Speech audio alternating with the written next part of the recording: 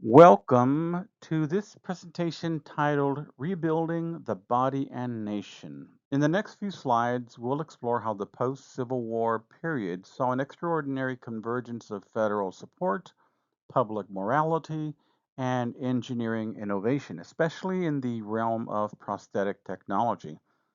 As wounded veterans returned home, the government recognized both a humanitarian and political need to provide care, leading to publicly funded prosthetic programs. This support triggered a surge in prosthetic patents as manufacturers responded to growing demand with a wave of mechanical and material innovation. But this story is not just about invention. Churches, veterans organizations, and public advocates helped frame prosthetic care as a moral obligation, redefining medical technology as something more than functional. It became a symbol of national gratitude and social responsibility. The ethical framing, where engineering and compassion go hand in hand, is one of the earliest precedents for the field of clinical engineering as we understand it today.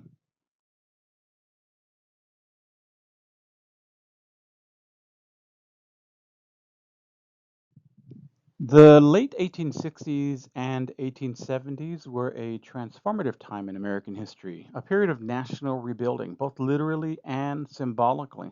The Civil War had left deep wounds, not just in the landscape and economy, but in the bodies of thousands of veterans who returned home permanently disabled. In 1869, the completion of the Transcontinental Railroad physically connected the nation coast to coast, symbolizing progress and unity. But just beneath the optimism was the reality of a country still healing from profound trauma. By 1877, amid these changes, injured veterans were re entering society. Many had lost limbs and required assistance, not only to survive, but to reestablish their place as workers, citizens, and family members. Their need for prosthetics mirrored the larger national effort to rebuild. Just as the country laid down steel rails and repaired broken states, it was also learning to rebuild the broken body with equal urgency. This context set the stage for innovation and prosthetic technology, driven by both necessity and a sense of national duty. Following the Civil War, the U.S. government recognized a clear responsibility to care for the thousands of veterans who returned home with amputations and permanent injuries. In response, federal programs were established to provide funding for artificial limbs, a move that represented one of the earliest examples of public investment in rehabilitative medical technology. This funding wasn't just a benefit for individual veterans, it also catalyzed a burst of innovation. More than 70 patents for artificial limbs were filed in the late 1860s and 1870s alone. Inventors and manufacturers competed to develop better, more functional designs. They focused on improvements, improving the joints, the socket materials, and limb articulation to restore both motion and comfort. Federal investment created a fertile environment for technological progress, not unlike how modern government funding supports research in biomedical engineering today. Just as agencies like the NIH and the VA fund contemporary clinical innovations, the 19th century federal prosthetic programs helped define the relationship between public health needs, policy, and engineering. It was an early recognition that when the government backs technology for care, innovation tends to follow, and patients benefit directly. While federal policy played a central role in expanding access to prosthetic limbs, it was churches and public advocacy groups that gave this effort its moral momentum.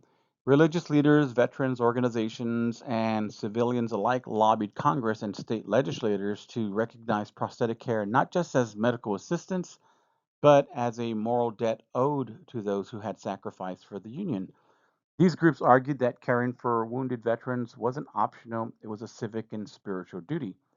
This moral framing added a powerful layer of legitimacy to government funding and it shaped the tone of the industry itself. As the prosthetic industry grew, so did its messaging. Advertisements didn't simply market mechanical limbs, They appealed to values like family, labor, and national identity. Prosthetic users were often portrayed as hardworking fathers or resilient veterans returning to their rightful place in society. This message was clear. To provide a limb was to restore not just mobility, but purpose, dignity, and belonging.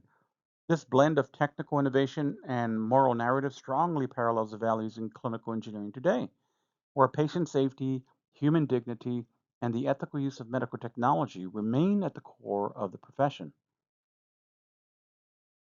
The individuals who crafted prosthetic limbs in the post Civil War period were more than manufacturers. They were problem solvers, designers, and early bioengineers in every practical sense. These artisans laid the groundwork for what we now recognize as the clinical engineering mindset.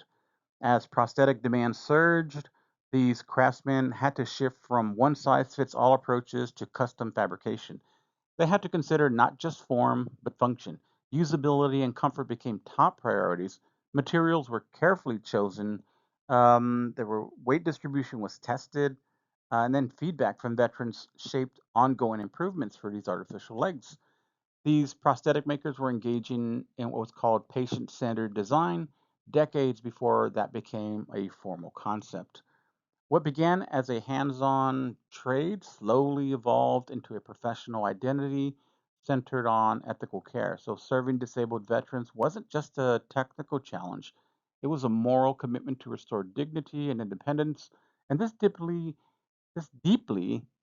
human mission continues today through the work of clinical engineers who design, manage, maintain these health technologies with the same principles in mind: customization, reliability, empathy driven innovation, right there at the patient's bedside.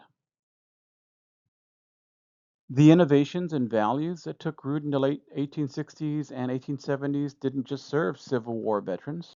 They helped establish a new standard for how medical technology should be developed and delivered. Out of this period came a shift towards standardization in design and functionality. Engineers and prosthetic makers began documenting what worked, what failed, and how to ensure better outcomes for the next generation of users. Importantly, this was also the beginning of balancing innovation with human dignity. Devices weren't just getting more complex, they were becoming more humane. Accessibility, comfort, and ease of use became as important as technical breakthroughs. The person wearing the device mattered just as much as the device itself. This period laid the ethical foundation for what would become clinical engineering. It introduced the idea that healthcare technology must be safe, adaptable, and grounded in service to people. So today, clinical engineers continue to uphold those values, working at the intersection of precision, compassion, and public responsibility to ensure that all patients, especially the most vulnerable, receive care supported by thoughtful, ethical technology. As we conclude, it's important to recognize that the story of post Civil War prosthetic innovation is about far more than mechanical advancement. It represents a moment in history when federal action and public morality aligned to redefine what healing meant, not just for individual soldiers, but for a recovering nation. The explosion of prosthetic development in the late 1860s and 1870s turned artificial limbs into more than tools. They became symbols of hope, gratitude, and social responsibility. Veterans who received these devices weren't simply being fitted, they were being welcomed back into society with dignity. This transformation set the stage for the field of clinical engineering. The values that emerged, customization, safety, accessibility, and ethical intent, they still define the profession today. Clinical engineers carry forward the same mission: to bridge people, systems, and care with technologies that are not only effective but compassionate. In many ways, the legacy of this era still guides us, reminding us that the healthcare innovation must always serve humanity first.